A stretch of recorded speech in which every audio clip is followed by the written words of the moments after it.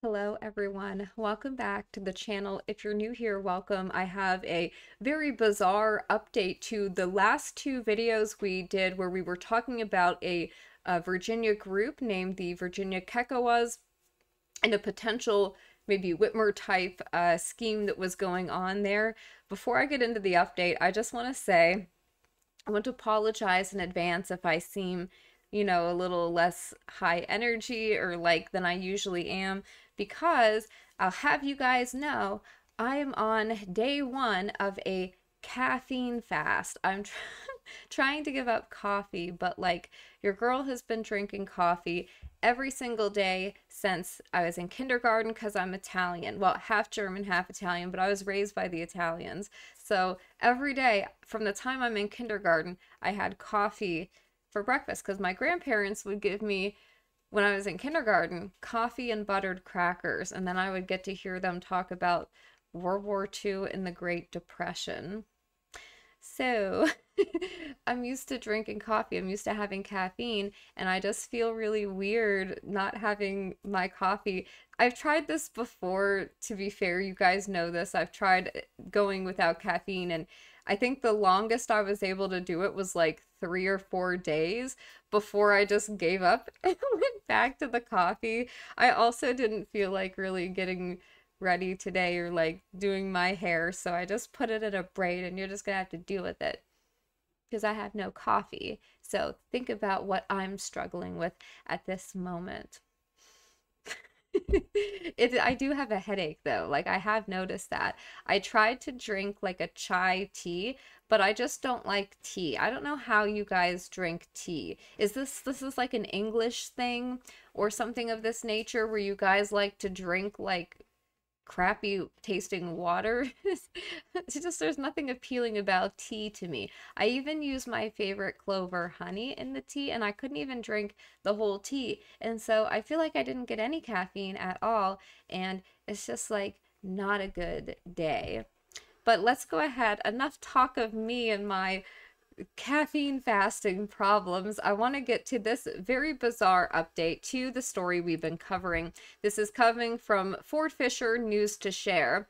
He says, bizarre update. Yesterday, April 3rd, an obituary for Russell Richardson Vane IV appeared online, claiming that he had passed away March 11, 2024, the day after he was formally kicked out of the Virginia Kekoas. However, some things struck me as odd. So there was this comment here by somebody named Pepe Montoya that talks about, I remember when we were hanging out hunting, he said to me if we could make it up this mountain, we could do anything, and it inspired me to continue the hike. He gently rested his hand on my back and helped me climb to the top. I am sure going to miss you. Well, when you read the actual obituary, and let me bring it up so it's zoomed in for you guys, you can see this is posted yesterday by Legacy, published by Legacy Remembers, Russell Vane IV obituary. Listen to what it says, because I find this to be a little bit strange also.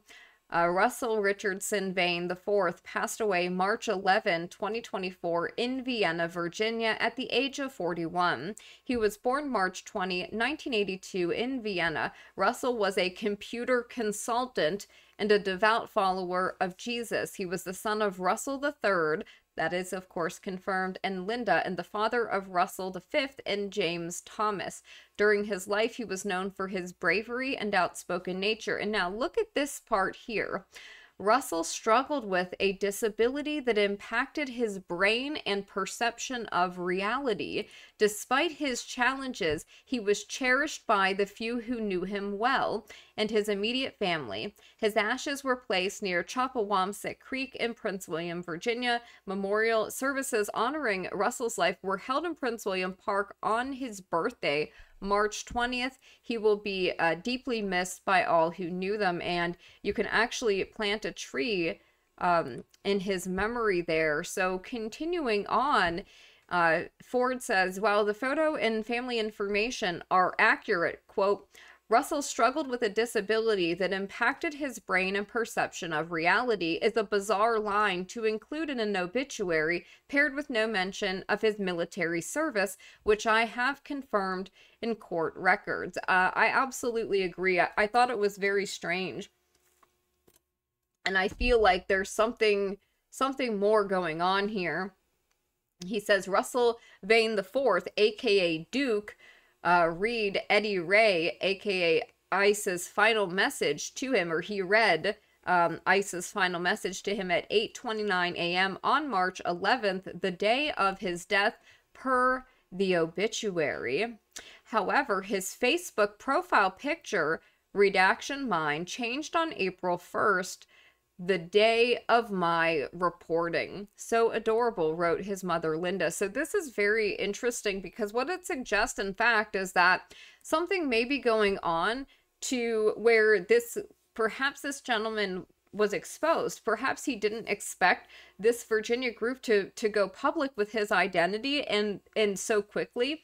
And perhaps they had to scramble here to maybe try to cover up something that was going on. We don't know. We can't say for sure that this was somebody who was indeed trying to Whitmer these guys. This could have just been, as it says, an individual that suffered from mental illness and maybe had delusions of grandeur and things of this nature. But what cannot be denied is the information that he passed off to Sasquatch was obviously is of a disturbing nature, coupled with his, the other suspicious behaviors, his father's background. It does raise many questions. And so this is this is a message, and this is the last message that ICE sent him, essentially letting him know why he was out of their group.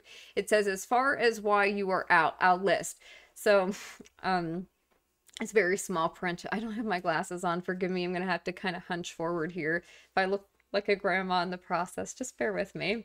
This biggest was told we don't want info about a subject. You proceeded to go against that. 2, I told you no matter the narrative, pretty much the way you presented an idea in the woods, fictional or non-fictional, is still an idea. Asking plans in the event of an extreme nature, saying it's time you start your own chapter of our group, and not understanding or respecting directives and going against our values is why in leadership, why you were released of leadership, and why you can form whatever group that you want. So he's basically saying, look, you want to go start your own group, go ahead. This is April 1st, so I appreciate, by the way, the redactions here, because this is still a private individual. Although this information is public, it's one of those things where it may or may not be in the public interest to put it out there. It seems like it's in the public interest to do so now, given the information that we know. But in any case, Duke changed his profile picture April 1st at 10:37 p.m. and the mom said, so adorable was the comment here. Very strange if this individual passed away on March 11, and this was a picture he posted March 12th to his Facebook. The obituary claims memorial services were held at the PW Park on March 20th, and his ashes were placed near Chapawamsik Creek, literally behind Quantico. A PW Park Ranger by phone confronts Prince William. Park Ranger by phone confirmed no such ceremony occurred, although he couldn't rule out the family maybe hiking to place his ashes there. His ashes were placed near there, they say, and they said services were held. Minutes from the obituary's publication, one condolence occurred in the name of Pepe Montoya. Duke had used the character of Pepe the Frog as his avatar. If you guys remember, I think it had like a Santa hat or something. However, there was another Pepe. See the next tweet. On December 5, Duke attempted to bring a new member into the group. ICE provided me with an additional screenshot, including that person's number calling him Pepe. As a private citizen, I won't publicly identify him. However, I called him. See the next tweet. I want to let him know what he is in for. I've been telling him it's just training. He needs to note his activism too. Our really only public event will be lobby day unless one of our own gets rolled into some BS. He wants to come to the training to check it out. He is on the fence about joining. Pepe, redacted. So, the Kekoas screenshot showing Duke asking to bring a friend on a work visa to a training exercise, which of course they thought was suspicious. I called Duke's friend, his real name is not Pepe, who's confirmed he's fine, quote unquote. He says, quote, he and I are very good friends, and if something happened, I would know. He confirmed he's seen Duke alive since March 11. I recorded this call, but will only share with other media. Finally, I called the Virginia Northern District Medical Examiner's Office. Listen to this, who confirmed no deceased person named Russell Richardson Vane IV had been examined by them, which would be necessary in an unexpected death in Vienna, Virginia. In conclusion, it appears either Duke himself or someone else posted a false obituary claiming he died on the last day of contact with his former militia comrades. Duke did not respond to my request for comment. Quote, whatever you're doing, Duke, we are watching and we are aware. Hopefully this will all end soon and we can move on from this, writes Ice on Twitter following the addition of my reporting on an apparently false obituary. So he says here, this feels like a crazy dream, but it's reality. Whatever you're doing, we're watching and aware. Hopefully this will end soon and we can all move on from this. And indeed, I mean, I find it very bizarre. I find it very strange. And the Whitmer guys are already aware of this incident because their families watch my work and they let them know what's going on. The Whitmer guys, who are still, some of them still currently incarcerated, although half of them have been acquitted, the ones who are still in there are saying, you know, they're very glad to see other groups now looking out for these red flags and going public with that information before something really bad could happen and these guys could end up living the nightmare that the men who are still wrongfully incarcerated because of what happened in the Whitmer hoax, the nightmare that they're currently living every single day.